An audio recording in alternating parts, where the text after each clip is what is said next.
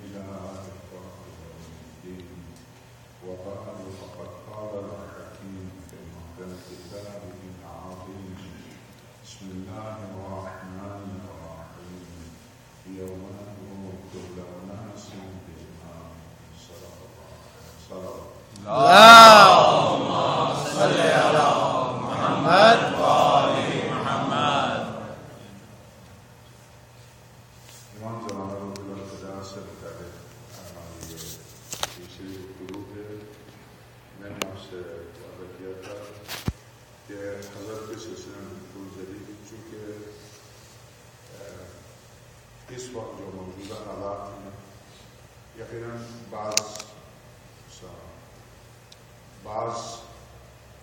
روایات کو اور بعض خطبے کے بعض حصے کو آپ مسلسل سن چکے ہیں، مگر اس سلسلے میں امام مہدی ہونے کا دعویٰ جو طول تاریخ میں بہت سے لوگوں نے دعویٰ کیا، اور ان میں سے ایک ہندوستان میں بھی پیدا ہوئے جنہوں نے امام مہدی ہونے کا دعویٰ کیا، اور پھر اس کے بعد پیغمبر ہونے کا دعویٰ کیا. اور اگر ان کی کتاب اٹھا کے دیکھیں تو انہوں نے امام مہدی ہی نہیں بلکہ عیسیٰ موعود، پیغمبر خاتم الانبیاء اور امام مہدی تینوں شخصیات کا دعویٰ کیا.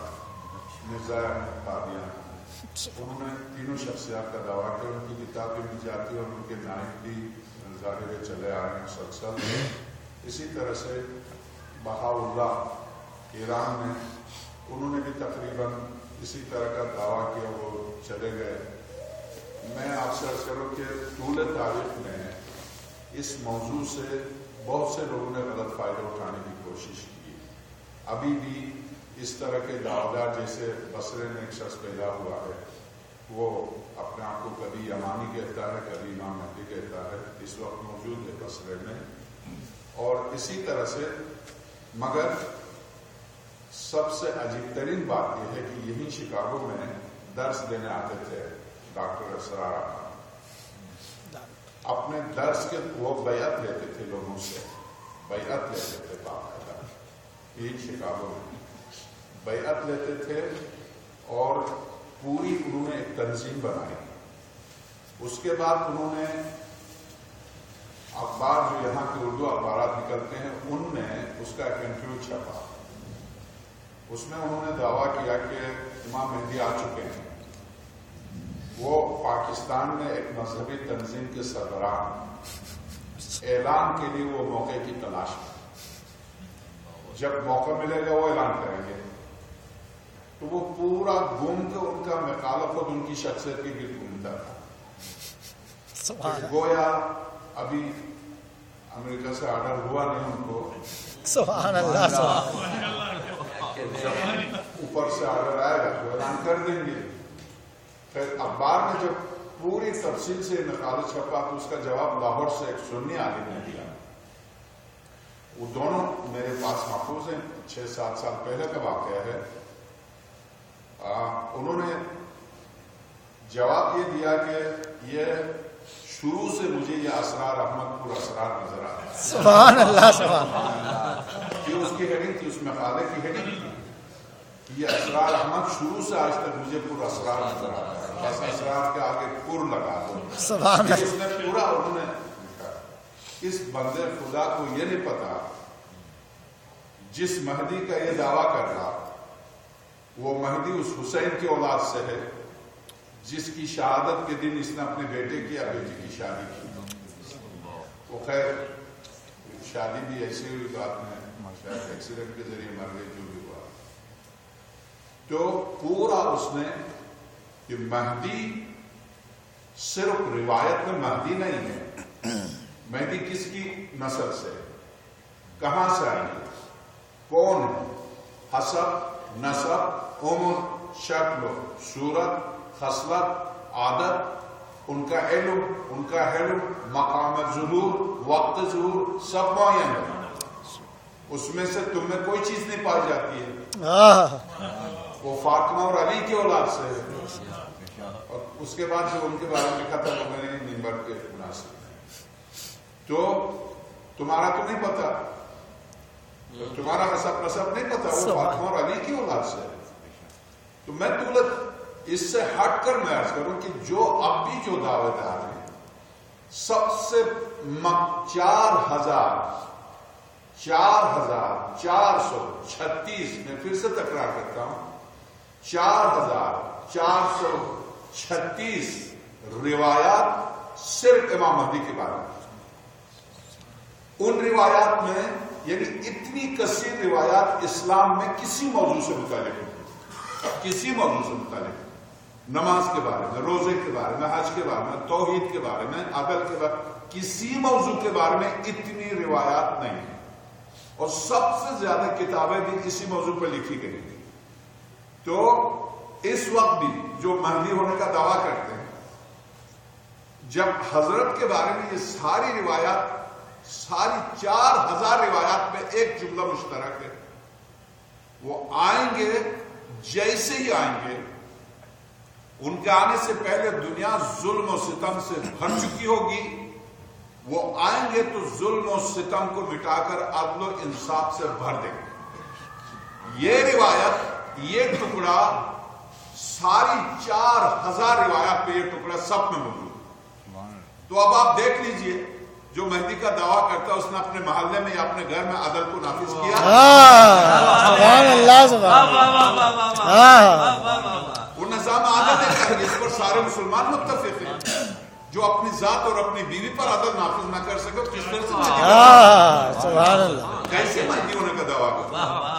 یہ عقل کی بات ہے. آپ سوچئے، امامت عقلی ہے. ایک شخص کائنات کے لیے بن کر آیا. تو میں آپ سے عرض کروں کہ چونکہ میرے ایک محترم میرے سامنے تشریف رکھتے ہیں، تقریباً جمعرات کو وعدہ بھی ہے مرزائے حضرات سے گفتگو کا. میں عرض کروں کہ مہدی ہونے کا دعویٰ کرنا بہت آسان ہے. جس طرح سے پیغمبر ہونے کا دعویٰ مسلمہ کذاب نے کیا، اس نے اس سے کہا پیغمبر نے تو معجزات دکھائے، تمہارا کیا معجزہ؟ کہا میرا بھی معجزہ. کہا کیا؟ پیغمبر کا کیا معجزہ تھا؟ کہا ان کے معجزات میں سے سورج کا پلٹانا، چاند کا ٹکڑے کرنا، اور زمین کا روکنا، درختوں کا چلانا وغیرہ، ہزاروں معجزات، حیوانات کا ان کے سامنے آ کے گفتگو کرنا، پتھر کا ہاتھ میں بولنا، کلمہ پڑھنا، یہ سارے معجزات. اور سب سے بڑا معجزہ یہ کہ جہاں کنویں میں اگر آب دہن مبارک ڈالتے تھے تو وہ کنواں پانی شیرین ہو جاتا تھا اور پانی ابلتا تھا. اس نے کہا یہ تو میں بھی دکھاتا ہوں. اچھا تو یہی دکھا لے. تو جس کنویں میں پانی تھا اس کنویں میں اس نے تھوکا تو پانی غائب ہو گیا. یہ یعنی کہ تاریخ میں لکھا یہ بات ہے. مسلم کذاب کی تاریخ میں جب پانی غائب ہوا تو کہا تو نے کیا معجزہ دکھایا؟ کہا معجزہ تو دکھایا تو صحیح. سبحان اللہ، سبحان اللہ. دکھایا تو صحیح، غائب تو ہو گیا نا میرے تھوکنے سے.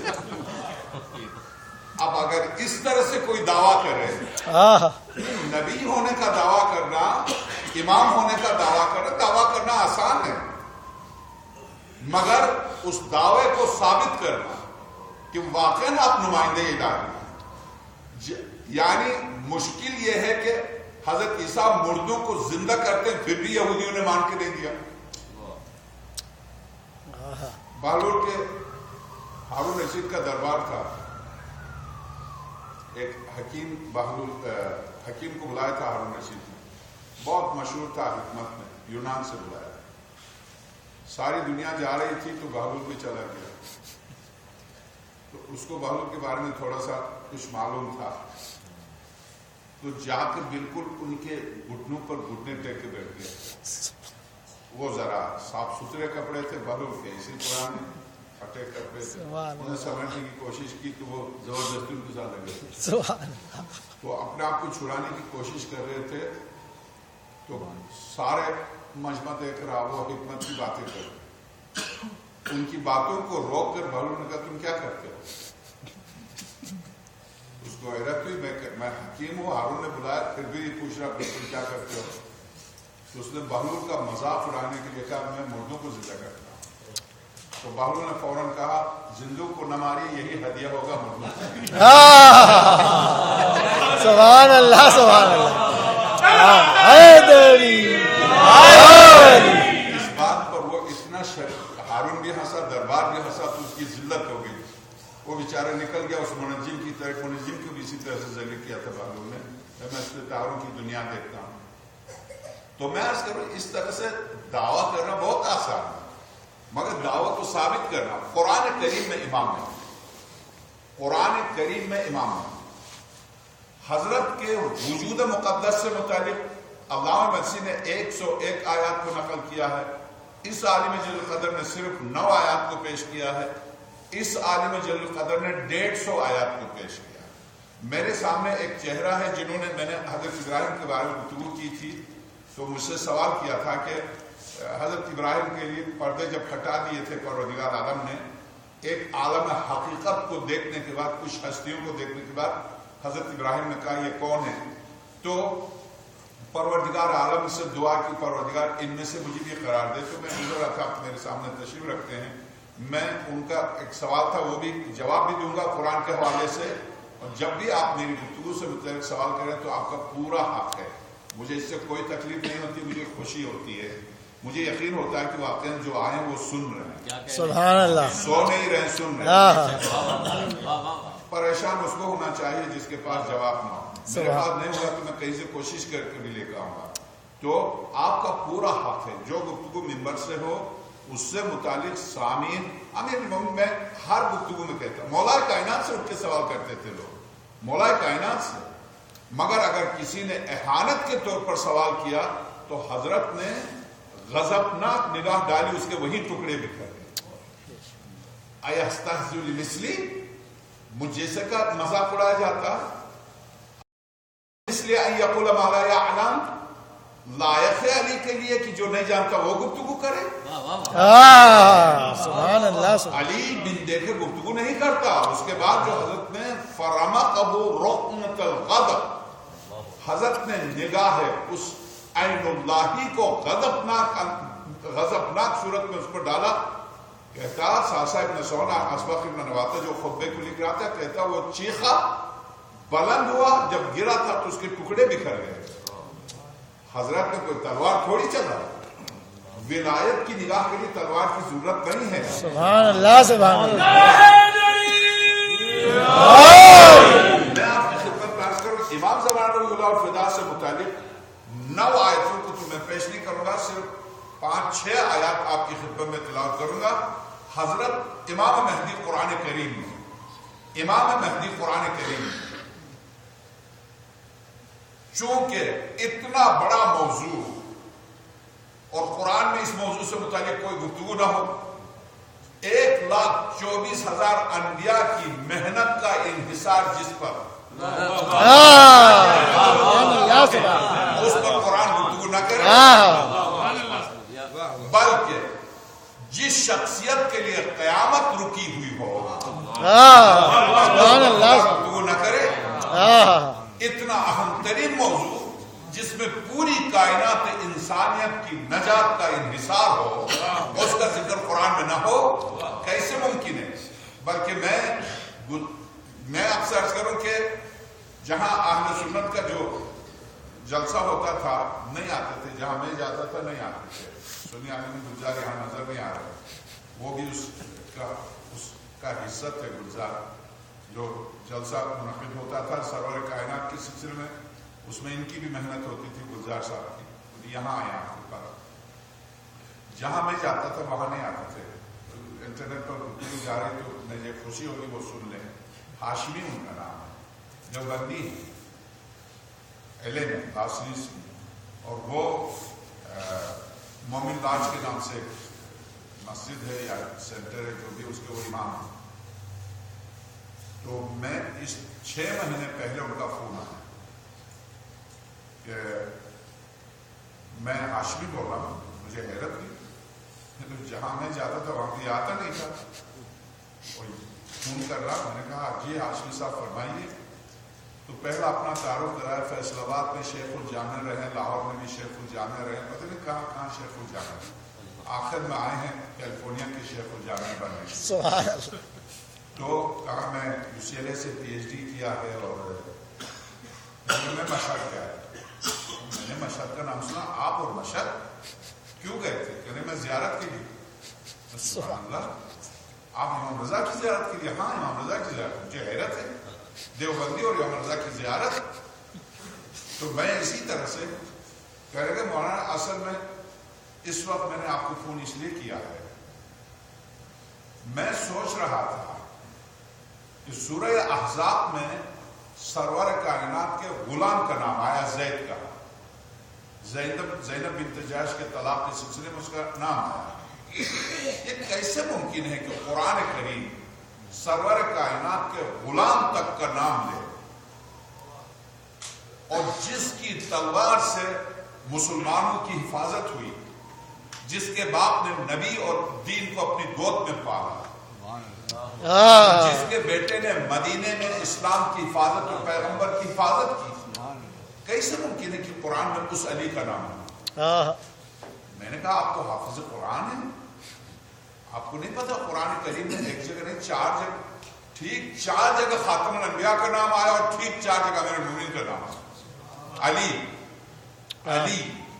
نام، امیر المومنین کا نام. تو کہنے لگے مولانا، میں نے کہا سورہ مریم دیکھیے 2 دفعہ حضرت کا نام آیا. سورہ یونس میں 1 دفعہ آیا، سورہ ہجر میں 1 دفعہ آیا، سورہ مریم میں 2 دفعہ آیا. 1 دفعہ حضرت زکریا کے ذکر میں، ذکر کے بعد فوراً حضرت ادریس کا ذکر، حضرت ادریس کا ایک واقعہ بیان کرتا ہے قرآن. حضرت ادریس کے ذکر کے فوراً بعد کہتا ہے ہم نے ان انبیاء کو علی کی زبان دی، ان سارے انبیاء کو علی کی صداقت کی زبان دی. اس میں 7 طور سے امیر المومنین. اس کے ٹھیک 3 آیات کے بعد قرآن کریم کا علی کے سلسلے میں ہم نے ادریس کو بلند کر کے مقام علی نہیں کہا، مکان علی تک لے گئے. مقام کہتا سبحان اللہ. مکان علی تک لے گئے. میں نے کہا آپ تو حافظ قرآن ہیں. کہنے لگے اسی لیے میں نے آپ کو فون کیا، خدا کی قسم میں یہ سوچ کے سویا تھا، ابھی مجھے نیند آئی نہیں تھی. کسی نے کہا ہاشمی اٹھ کے ابھی قرآن دیکھ لے، سورہ مریم اٹھا کے دیکھ لے. مولانا جو آیت آپ نے کہی وہی مجھے خواب میں بتایا گیا. اٹھ کے دیکھ لے کہ قرآن میں علی کا نام کیوں نہیں آیا ہے، دیکھ لے. ابھی جس آیت کی تلاوت کی وہی آیت مجھے بتائی گئی، اور مجھے تلاوت کرنے کے بعد مجھے تسلی ہوئی. میں نے کہا آپ حضرت ابو طالب کے اوپر وہ کتاب لکھ رہے ہیں. تو میں نے کہا میرے پاس تقریباً 200 کے قریب حضرت ابو طالب کی شان کے بارے میں کتابیں، اگر آپ کو چاہیے مدد تو میں آپ کی مدد کر سکوں. نہیں، میں امام رضا سلام اللہ علیہ کی لائبریری میں جا کے دیکھا، دنیا کی سب سے بڑی لائبریری، اور پوری لائبریری مجھے بڑے احترام کے ساتھ گھمایا، اور پورا احترام کے ساتھ مجھے چائے پلائے اور کھانا کھلائے. تو میں نے کہا ایرانی جب کسی پر کنٹرول کرتے ہیں تو اس طرح سے بیچتے ہیں کہ وہ ادھر کا بھی نہ رہے. خوب اس کو واقعی اس کے ساتھ بہت اچھا سلوک کر کے واپس بھیجا. تو اب وہ بہت متاثر تھا. ابو طالب سلام اللہ علیہ پر وہ کتاب لکھ رہا. تو علی کا نام قرآن کریم میں مولا کائنات کا نام علی 4 دفعہ ہے. آگے گزار جن کا نام میں نے لیا تھا 12 سوال.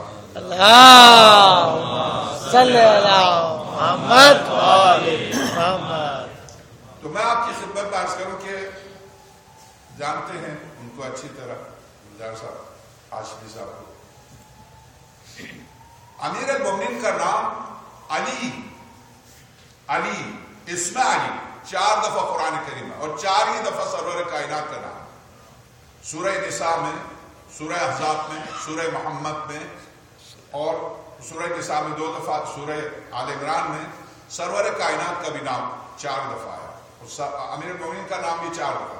کیسے ممکن ہے کہ جس ہستی پر خاتم الانبیاء کی نبوت کا انحصار ہو، 1,24,000 انبیاء کی نبوت کا انحصار ہو، اس ہستی کا ذکر قرآن میں نہ ہو؟ تو قرآن کریم نے مسلسل اور متواتر، ایک نہیں، جیسا کہ میں نے عرض کیا، مجلسی نے 101 آیات کو دیا ہے، اس عالم بزرگوار نے تقریباً 130 آیات کو دیا ہے۔ میں ان 130 آیات میں سے جو میرے سامنے جس مومن نے کل مجھ سے سوال کیا تھا کہ خلیل خدا نے پرسوں مجھ سے سوال کیا تھا، ابراہیم خلیل نے جو دیکھا تھا وہ کیا تھا، تو میں جو منبر سے گفتگو ہو بالکل معصوم کے جملے آپ کے کان تک پہنچے، اس میں مولوی کی اپنی طرف سے کوئی، چونکہ دین میری آپ کی رائے کا نام دین نہیں ہے۔ اس مکتب کی خوبی یہی ہے کہ اگر ہم نے کسی گھوڑے کا بھی احترام کیا ہے تو قرآن کی وجہ سے۔ سبحان اللہ، سبحان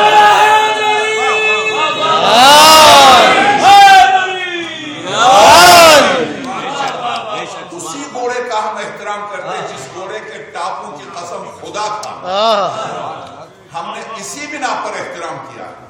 ہم اگر کسی پرچم کو چومتے ہیں تو اس بنا پر، کپڑے کو اگر چومتے ہیں تو اس بنا پر کہ اگر یعقوب کو یوسف کی کمی بینائی دے سکتی ہے تو جو فخر یوسف ہے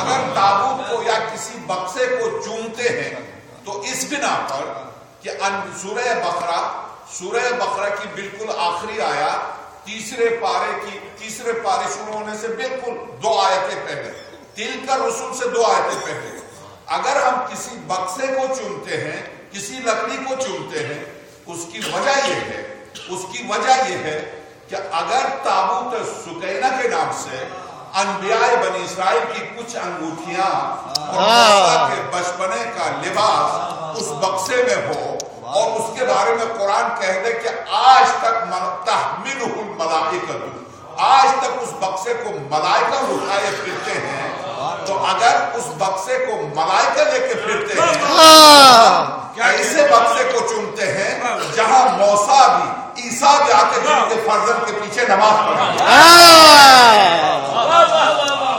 ایسے بکسے کو چومتے ہیں، ایسے ویسے بکسوں کو ہم نہیں چومتے۔ تو ہم نے مکتب اہل بیت میں یہی سیکھا ہے کہ ہم اگر کسی چیز کا احترام کرتے تو قرآن کی روح سے، اور بس یہ مثبت پہلو تھا۔ ہم کسی سے محبت کرتے ہیں تو قرآن کی وجہ سے، ہم اگر کسی سے نفرت کرتے ہیں تو قرآن کی وجہ سے، درود بیچتے ہیں تو قرآن کی وجہ سے، لعنت بیچتے ہیں تو قرآن کی وجہ سے۔ ہمارا کوئی نہ ہمیں کسی سے لینا ہے نہ دینا ہے، ہر شخص کو اپنی قبر میں جانا ہے، اپنا حساب دینا ہے۔ میں کیوں کسی کو برا کہوں جب تک قرآن برا نہ کہے، میں کیوں کسی کو اچھا کہوں جب تک قرآن اچھا نہ کہے، اس لیے کہ دین کے حوالے سے جو گفتگو ہو اس کی بنیاد قرآن کریم یا وہ جن کے دروازے پر قرآن اترا ہے۔ ایک باواز بلند صلوات دیجیے۔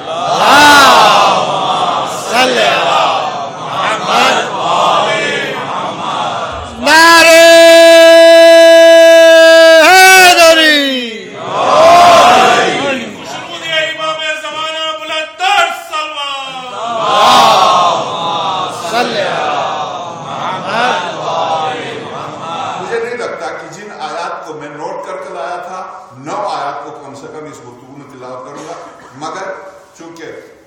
جمعہ، ہفتہ، اتوار، ان 3 دنوں میں جو گفتگو میں نے آپ سے وعدہ کیا تھا، جو گفتگو بالکل جدید ترین، یہ بھی میں کوشش کر رہا ہوں جدید ترین معلومات کہ اب کیا ہوگا، کل کیا ہوگا۔ گزشتہ جو میری گفتگو انٹرنیٹ پر موجود ہے 10 اشرے صرف علائم ظہور پر ہے، بالکل ان سے ہٹ کر میں نے کبھی اس موضوع پر اس سے آگے گفتگو نہیں کی تھی۔ جو گفتگو کر چکا اس سے آگے گفتگو کروں گا، اس کے لیے میں انتظار کر رہا ہوں جمعہ، ہفتہ، اتوار، جہاں مومنین تک یہ پیغام پورا کا پورا پہنچ جائے۔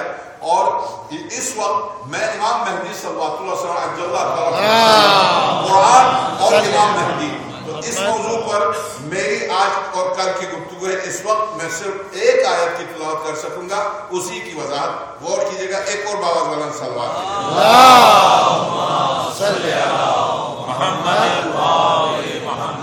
حضرت آیت اللہ شیخ الفقہاء والمحدثین الحاج الشیخ علی یزدی حائری, ان کا انتقال ہوا ہے 1333 کو. ان کا انتقال ہوا 1333 کو. 1333 تک یہ 1100 کے آخر سے لے کے 1333 تک حضرت امام حسین سلام اللہ علیہ کے حرم میں یہ نماز پڑھاتے تھے. 50 سال انہوں نے امام حسین سلام اللہ علیہ کے حرم میں نماز پڑھائی, امامت کی. شیخ الفقہاء ہیں اور ایک فقیہ ہیں, ایک علم رجال سے بھی واقف ہیں, روایت اور روایت کی اہمیت و عظمت سے بھی واقف ہیں. انہوں نے قرآن کریم کی جو آیات دی ہیں, ان آیات میں سے آج میں معذرت خواہ ہوں, شروع سے نہیں, میں آیت نمبر الآیت التاسع والسبعون 69ویں آیت 1 سے لے کے 78 تک ساری آیات کو چھوڑ کے 69ویں آیت 69ویں آیت کی میں تلاوت کر رہا ہوں حضرت حجت کے سلسلے میں. اس کی وجہ, اس آیت کی تلاوت کی ایک وجہ ہے, جیسا کہ میرے سامنے وہ مومن بیٹھے ہیں جو حضرت ابراہیم خلیل سلام اللہ علیہ کے سامنے مجھ سے سوال کیا تھا, وہ چونکہ اس مجلس میں موجود ہیں, میں نے ان سے وعدہ کیا تھا میں جو آپ کہہ رہے ہیں میں اس کا جواب دوں گا. تو اس بنا پر, اور چونکہ اس کا تعلق بھی خود حضرت حجت اجل اللہ تعالیٰ فرد شریف سے ہے, حضرت سے ہے, اس بنا پر یہ باوز بلند صلوات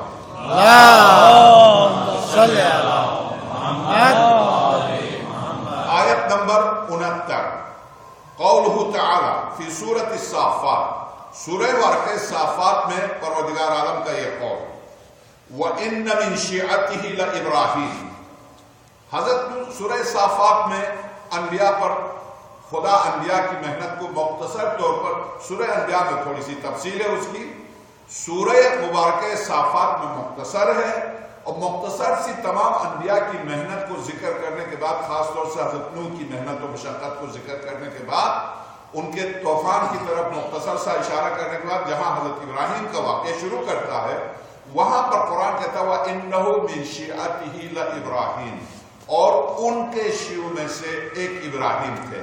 تو مفسرین نے, مترجمین نے, سب نے ضمیر کا مرجع ان کے شیعوں میں سے, ان سے مراد کو, چونکہ ان سے پہلے حضرت نوح کا ذکر آ رہا, تو ضمیر کا مرجع, ضمیر یعنی نام کی جگہ پر جو الفاظ استعمال ہوتے ہیں اس کو ضمیر کہا جاتا ہے, اردو میں بھی, عربی اور فارسی میں بھی. ضمیر کی جگہ پر یہ ضمیر ہو, انہو, یقیناً وہ, من شیعتہ, ان کے شیعوں میں سے تھے. کن کے شیعوں میں سے تھے؟ تو مفسرین نے اس آیت کا ترجمہ کیا نوح کے شیعوں میں سے تھے.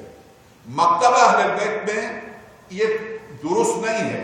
اس کی وجہ یہ ہے کہ صاحب شریعت درست حضرت نوح بھی ہیں, صاحب شریعت حضرت ابراہیم خلیل بھی ہیں, مگر جب 5 اولو العزم انبیاء کی فہرست کو آپ دیکھیں کہ کس کس پیغمبر کو تلک رسول فضل یہ رسول ہے جن کو بعض کو ہم نے بعض پر فضیلت دی ہے, تو کیا نوح کو ابراہیم پر فضیلت ہے یا ابراہیم کو نوح پر فضیلت ہے؟ اگر ابراہیم کو نوح پر فضیلت ہے تو نوح ابراہیم کے شیعوں میں سے نہیں ہو سکتے اس لیے کہ وہ پہلے گزر گئے ہیں. ابراہیم نوح کے شیعوں میں سے اس لیے نہیں ہو سکتے کہ ابراہیم افضل ہے نوح سے.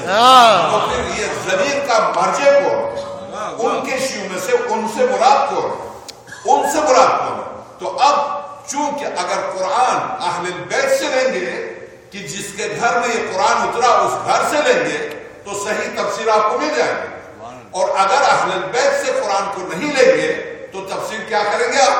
میں نے ایک اور مجلس میں بھی عرض کیا, وہی آیت سورہ بقرہ کی آیت کہ تابوت سکینہ کے بارے میں جو آیت سورہ بقرہ کی تحملہ الملائکۃ, ملائکہ اٹھائے پھرتے ہیں, اس بکسے کے بارے میں کیا کہا؟ اس میں کیا ہے جو ملائکہ لے کے پھرتے ہیں؟ کہا فیہ سکینۃ من ربکم, تمہارے پروردگار کی طرف سے اس میں سکون ہے, اس میں ایک خزانہ ہے, علمی خزانہ ہے. من ربکم وبقیۃ من آل موسیٰ وہارون, اور کچھ باقی چیزیں رہ گئی تھی حضرت موسیٰ اور حضرت ہارون کی, اور ان کی آل کی کچھ چیزیں رہ گئی تھی وہ اس بکسے میں. یہ صحیح قرآن کیا ہے.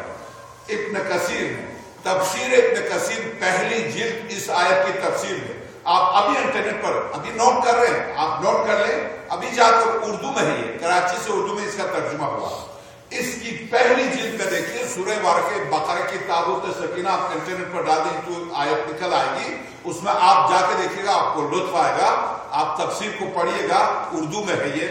تو تفسیر ابن کثیر نے لکھا ہے کہ جب عبداللہ ابن عباس سے پوچھا گیا کہ یہ بکسہ کیا تھا، کہا یہ وہ بکسہ تھا جس میں تبرکات تھے، خود آیت کہتی ہے اس میں انبیاء کے تبرکات ہیں، اس کو جب بھی کہیں لڑائی ہوتی تھی انبیاء حضرت داؤد سلام اللہ علیہ کیا کرتے تھے، حکم دیتے اس بکسے کو آگے کر کے جاؤ، جہاں اس بکسے کو آگے کر کے جاتے تھے وہاں فتح یاب ہوتے تھے، اور اس بکسے کو ہمیشہ جنگ میں آگے لے کے جاتے تھے، فتح یاب ہوتے تھے۔ پتہ چلا انبیاء بنی اسرائیل کے تبرکات کا بکسہ بھی اگر جنگ میں آگے لے کے جائیں گے تو فتح یاب ہوں گے۔ اب علی اور علی والے بکسے کو لینے کے بجائے اگر یا علی کہہ کے جاتے ہیں تو بھی فتح یاب ہوتے ہیں۔ میں آپ سے عرض کروں جس بکسے کو صریح قرآن کی آیت بکسے کو آگے لے کے جاتے تھے فتح یاب ہوتے تھے صرف ان تبرکات کی وجہ سے، اس میں انبیاء بنی اسرائیل کے تبرکات ہیں۔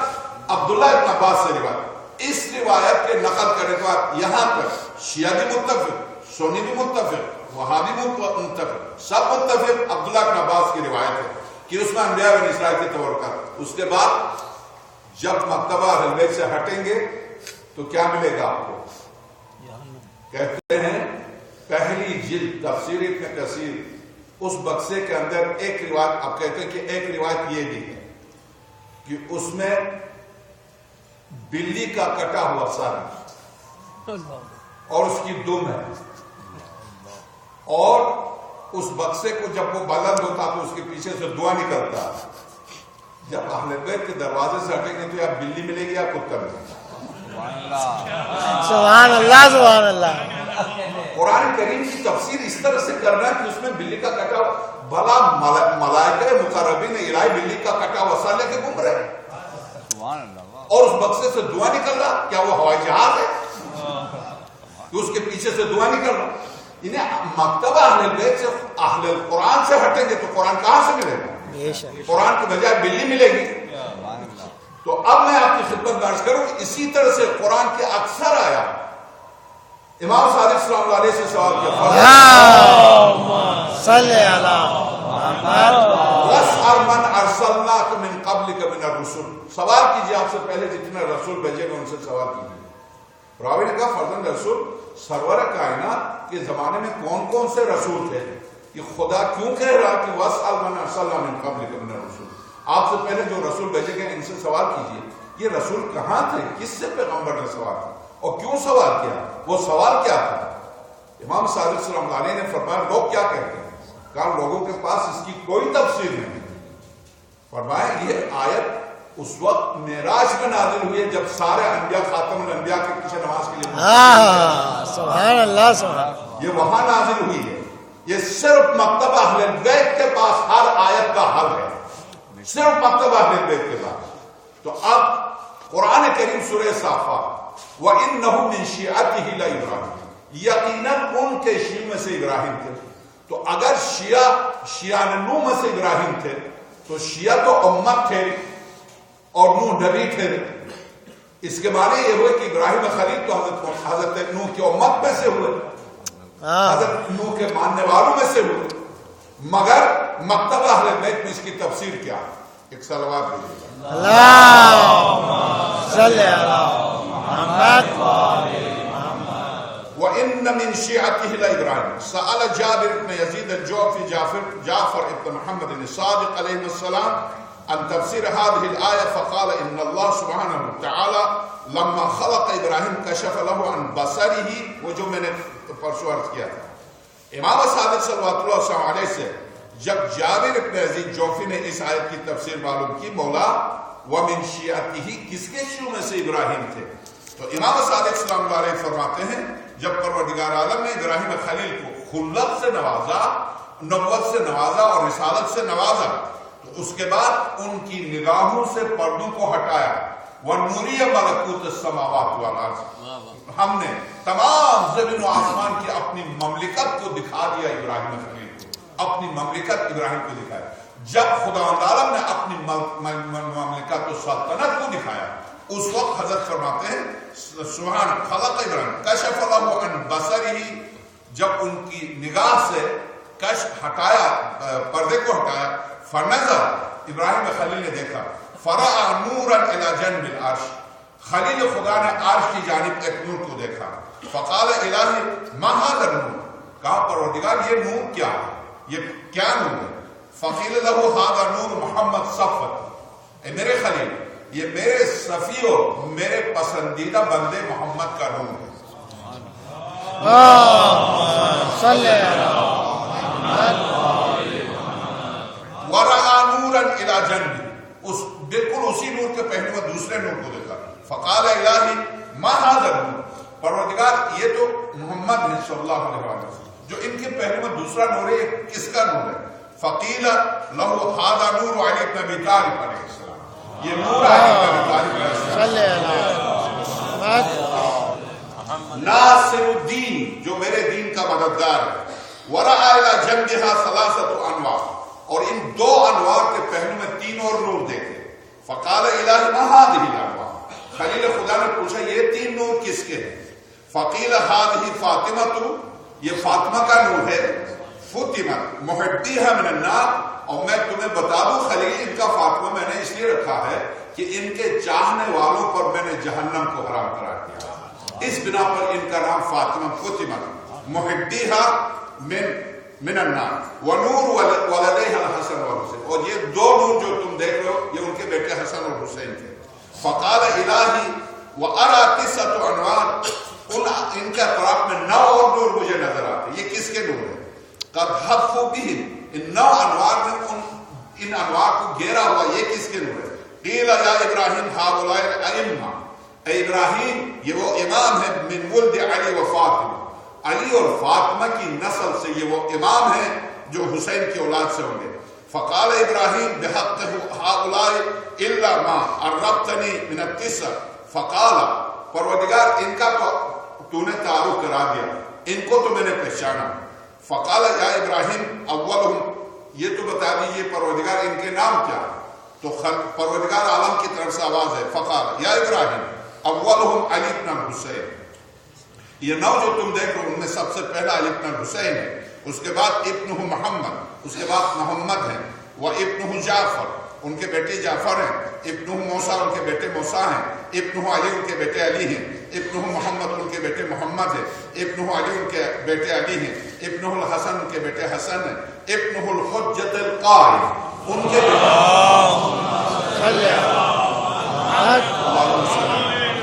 فقال ابراہیم الہی و سیدی ارا انوارا قد احدثوا بهم، پروردگار ان انوار کو اپنے انوار میں چھپایا گھیرا ہوا، یہ جو ارد جو نور نظر آتے یہ کون سے نور ہے؟ یہ کون سے نور ہے؟ احدثوا بهم لا يحصى عددهم الا انت، جن کی تعداد سوائے تیری ذات کے کوئی نہیں جانتا، لا تعداد نوروں نے ان انوار کو گھیرے میں لیا، یہ نور جو لا تعداد ہے کس کے نور ہے؟ فقال ابراہیم الہی و سیدی، حضرت ابراہیم نے کہا اے میرے پروردگار، اے میرے سید، ارا انوارا قد احدثوا بهم لا يحصى عددهم الا انت، جن کی تعداد تیرے سوا کوئی نہیں جانتا، قیل یا ابراہیم هؤلاء شیعتک، یہ جو ان انوار کو گھیرے ہوئے تمہیں نور نظر آتے ہیں یہ ان کے شیعہ ہیں، یہ ان کے شیعہ ہیں، شیعۃ امیر المؤمنین علی بن ابی طالب، یہ علی بن ابی طالب کے شیعہ ہیں۔ فقال ابراہیم وبما تعرف شیعتہ، پروردگار ان کی پہچان کیا ہے؟ علی کے شیعوں کی پہچان کیا ہے؟ بس اب آپ تیار ہو جائیے، اس سے میری سابقہ گفتگو اس سے مکمل ہو جائے۔ 2 دن میں نے گفتگو کہ حجت خدا کیا چاہتے ہیں، امام زمانہ روح الفدا کے لیے کیا چاہتے ہیں؟ ارشاد ہوتا ہے وَبِمَا تُعْرَفُ شِيَعَتُهُ، میرے معبود علی کے شیعوں کی تعریف کیا ہے؟ اماموں کی تعریف تو نے کرا دی، نام بتا دیے، ان کے شیعہ کے نور نظر آتے ہیں، یہ آپ کو تعجب نہ ہو؟ سورہ قیامت، سورہ قیامت، سورہ تکبیر، سورہ طور، سورہ حامیم فصلت، سورہ حامیم سجدہ، سورہ قاف، ان سورتوں میں ایک سورت میں صراحت کے ساتھ، ایک باقی سورتوں میں کنایے کے ساتھ یہ آیت آئی ہے کہ قیامت کے دن سورج نہیں ہوگا، چاند نہیں ہوگا، میدان محشر میں روشنی ہوگی۔ کس کی روشنی ہوگی؟ صاف طور سے قرآن کی آیت کہتی جب مومن چلے گا تو اس کے چہرے سے جو روشنی ہوگی اس سے میدان محشر روشن ہوگا۔ سبحان اللہ، سبحان اللہ۔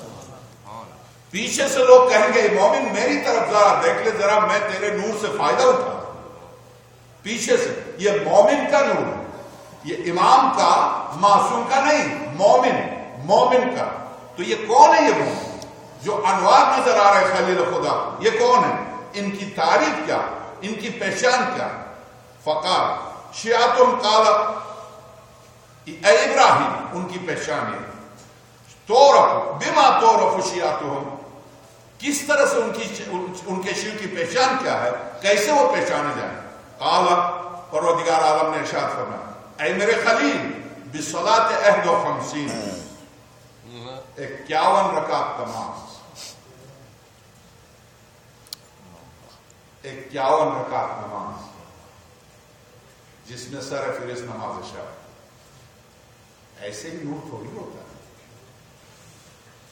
ایسے ہی نور نہیں ہوتا میرے عزیز۔ سبحان 51 رکعت پہلی نشانی بصلاۃ 51، 51 رکعت نماز، والجہر بسم اللہ الرحمن الرحیم، ہر نماز میں باواز بلند بسم اللہ پڑھنا، یہ دوسری ان کی علامت ہے۔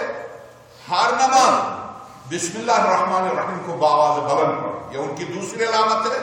والقنوت قبل الرکوع، ہر دوسرے رکعت میں دعائے قنوت پڑھنا ان کی تیسری علامت۔ اللہ، پریشان نہ ہو، اگر ایک نہیں پائی جاتی دو تو پائی جاتی ہے۔ سبحان اللہ۔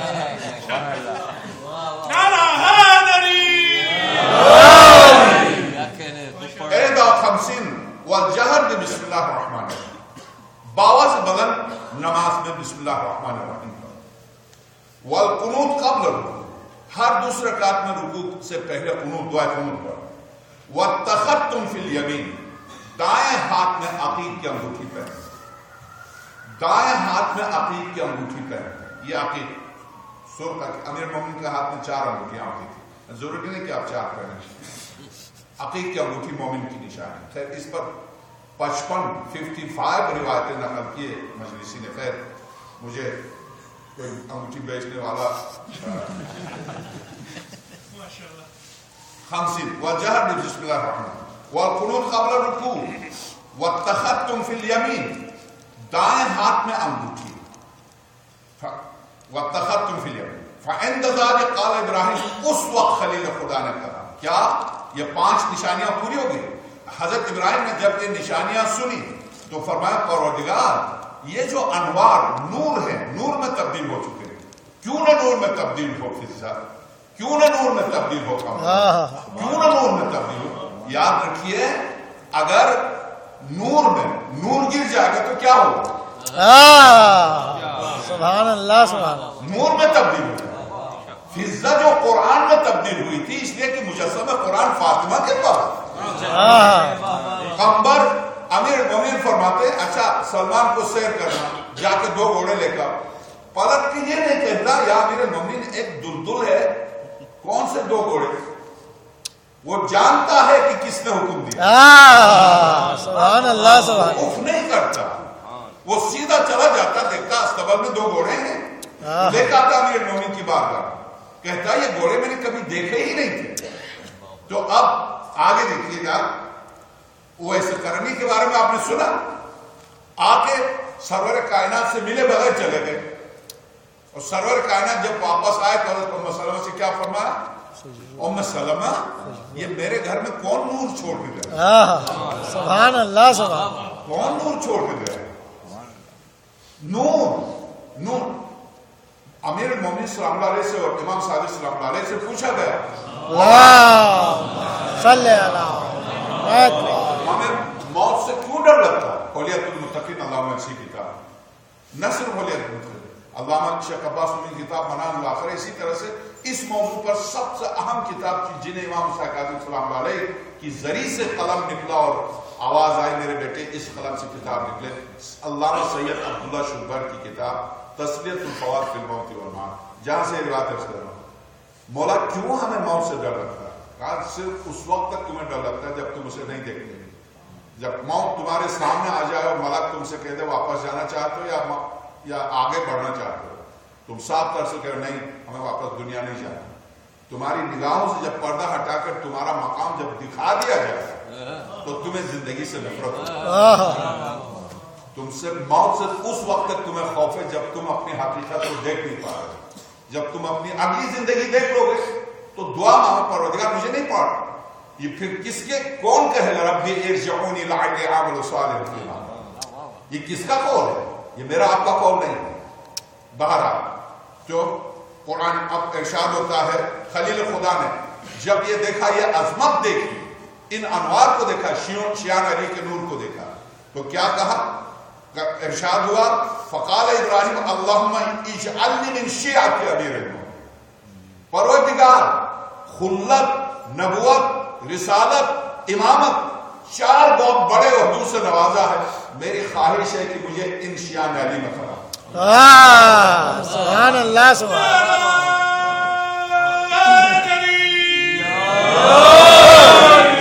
نعرہ حیدری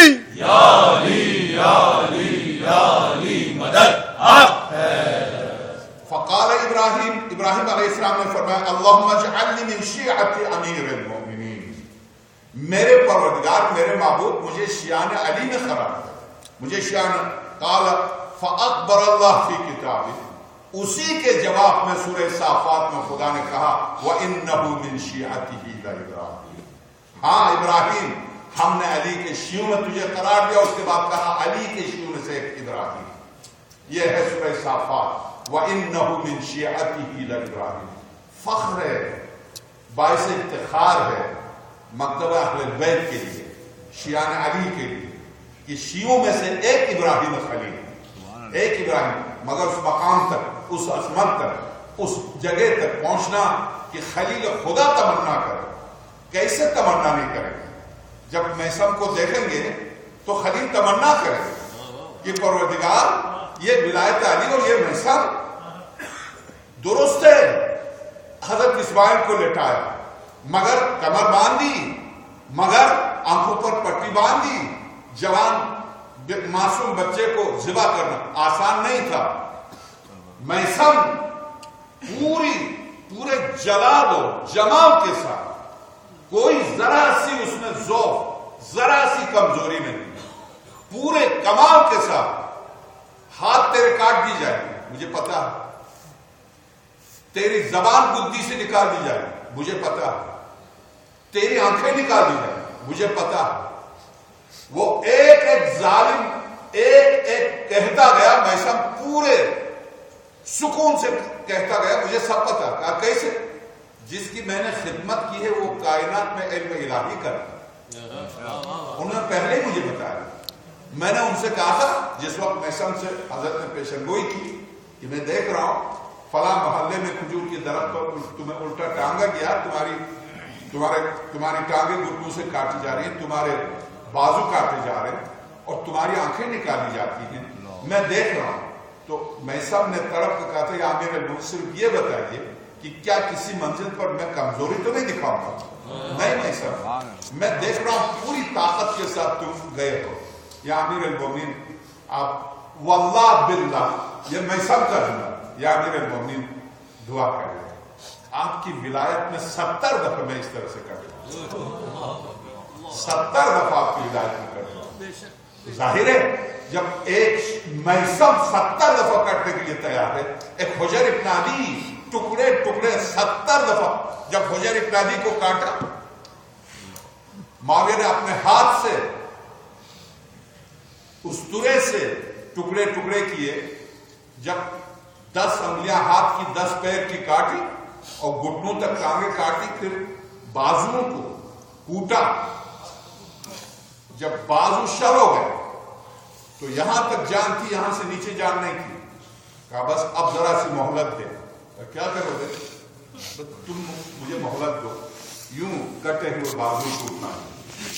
نجف کا رخ کر کے کہا السلام علیکم. اے سب سے زیادہ سچ بولنے والے آقا، اس غلام کا آخری سلام قبول کیجیے. تو ظاہر ہے کہ اس شخص کے امتحان کی منزل پر 1,24,000 انبیاء کھڑے ہو کر دیکھ رہے ہیں. سب دیکھ رہے ہیں کیا ولایت کی منزل ہے، کیا مقام ہے. ہاں میرے عزیز، جب ولایت میں تو جب کربلا کے واقعے کو آپ پڑھتے ہیں، کیا جنہوں نے اس ولایت کے نور کو اپنایا، وہ خاتون جس کا اکلوتا بیٹا وہاب کلبی 18 دن واقعی کربلا سے پہلے شادی ہوئی، ماں کا اکلوتا سہارا، مگر جب یہ قربان کرنے کے لیے بیچتی ہیں تو کہتی ہیں دیکھو پلٹ کے نہیں آنا، اس لیے کہ مجھے فاطمہ کے سامنے رسوا نہ کرنا. اچھا اماں، 60 افراد تو بہادر تھا، یہ جوان تھا. اللہ شیخ عباس میں لکھتے ہیں 60 افراد کو واسطے جہنم کر کے آیا. کہا ماں خوش ہیں؟ کہا نہیں، دیکھتے نہیں ہو حسین کی غربت. میں اس غریب کی باوجود میں تجھے گھر لے کے جاؤں، میں نے تجھ سے کہا تھا واپس نہ آنا. جب گیا بیوی نے روکا تو ماں نے آگے بڑھ کر کہا دیکھو میں ماں ہوں، دودھ نہیں بخشوں گی. حسین کو دیکھتے ہو، حسین کے معصوم بچوں کو دیکھتے ہو، کیسے فاطمہ کے بچے آتش کی خدائیں بلند کر اور تم واپس آ رہے ہو، چلے جاؤ. بیوی نے جب اس کا دامن تھاما تو ماں نے کہا نہیں تم جاؤ، بیوی کی بات نہیں مانو، ماں کی بات مانو. سید الشہداء سامنے کھڑے ہوئے. حضرت نے فرمایا بیوی ان کی اہلیہ سے تم کیا چاہتے ہو؟ کہا مولا کچھ نہیں چاہتا، میں صرف اس سے یہ چاہتی ہوں جب تو جنت میں باب حسین سے داخل ہو مجھے نہیں چھوڑنا، میں صرف اتنی سی بات چاہتا ہوں، کچھ نہیں. سید الشہداء نے فرمایا اس کی ضمانت میں دیتا ہوں. یہ گیا، اب یہ پلٹ کے تو نہیں آیا. جب اس کا سر لے کے آیا ظالم، ماں کے جذبات کو بھٹکانے کے لیے اس کے سر کو پھینکا تو اس کی ماں نے آگے بڑھ کے سر کو لیا، اسی سر سے حملہ کیا دشمن پر. شیخ عباس کو بھی کہتے ہیں اسی دشمن کو اسی بیٹے کے سر سے مارا، پھر خیمے اپنے خیمے کا ستون لے کے چلی آ گئی. تو آقا حسین نے آواز دی خاتون پر جہاد نہیں ہے. تو اس خاتون نے کیا کہا مجھے پتا ہے جہاد نہیں ہے مگر میں علی کی بیٹیوں کو ایسے نہیں چھوڑ سکتا. حسین مجھے جانے دینے نہیں دیکھ سکتی، میں فاطمہ کی بیٹیوں کو اس حالت میں نہیں دیکھ سکتی، مجھے جانے دے. یہ کہہ کے آگے بڑی ہے تو دشمن نے اس خاتون کو شہید کیا. تو اب میں عرض کروں کہ جہاں خاتون کا یہ حال ہو، اب سوچئے جب فاطمہ کے معصوم بچے اس وقت تک تو آقا حسین بھی تھے، اس وقت تک خیمے جلے نہیں تھے، مگر جب خیموں کے جلنے کے بعد جب فاطمہ کی اولاد منتشر ہو گئی تو میں صرف ایک مسائل کے لیے باب الحوائج سے یاد رکھیے، صرف حضرت عباس باب الحوائج میں، معصوم علی اصغر بھی باب الحوائج. اس معصوم کے 2 جملے آپ کی خدمت میں عرض کرتا ہوں، اس کے بعد التماس سے دعا. آنسو کے بیچ میں طلب کیجئے اس شہزادی سے جہاں حسین کا نام ہوتا وہاں آ کے روتی ہے، اس شہزادی سے طلب کیجئے حسین کا واسطہ دیکھ کر یقین جائیے زندگی بدل جائیے. پورے وجود کے ساتھ ایک دفعہ پکاریے یا زہرا، فاطمہ زہرا، یقیناً آپ کی مشکلات کر دیں. بس 2 جملے. جب خیمے جل چکے، نصف شب ہو گئی تو حمید ابن مسلم کہتا ہے مختار میں اس واقعے کو بھول نہیں سکتا. کیا ایک تو حضرت سکینہ کا واقعہ، مگر مختار جس وقت انہیں جل گئے تھے، نصف شب تھی، یزیدی فوج جا چکی تھی، کچھ افراد موجود تھے، اتنا ساتھ موجود تھا مامون اپنے نجس اجساد کو دفنانے کے لیے، اور مجھے روکا تھا. میں نے دیکھا کہ نصف شب بالکل گپ اندھیرا تھا، صبح کے قریب دیکھا فاطمہ کی اولاد معصوم بچے جو ایک شہزادی جمع کر رہی تھی، دوسری خواتین نے گھیرے میں لیا تھا، وہ بچے کچھ سو رہے تھے، ایسے میں دیکھا ایک شہزادی جو بچوں کو جمع کر رہی تھی، اس نے دوسری شہزادی سے کہا دیکھو بہن یہ کون آ رہا ہے، مجھے کوئی سایہ نظر آتا ہے، اب میرے بچے 3 دن کے بھوکے پیاسے سو گئے تھے، اب کون آ رہا، یہ کہہ کر آگے بڑھی اور بہن سے کہا بہن اب عباس کی جگہ پر تم کھڑی ہو جاؤ، ان بچوں کی حفاظت کرو، میں 2 قدم آگے بڑھ کے دیکھتی کون آ رہا۔ جب وہ آگے بڑھی ہے تو دیکھا آنے والی خاتون ہے، آواز ہے کون ہے، آنے والی نے کہا اور شہزادی میں کون کی بیوی، حضرت شہزادی نے فرمایا کون کی بیوی، تیرا شوہر ہمارا مہمان ہوا،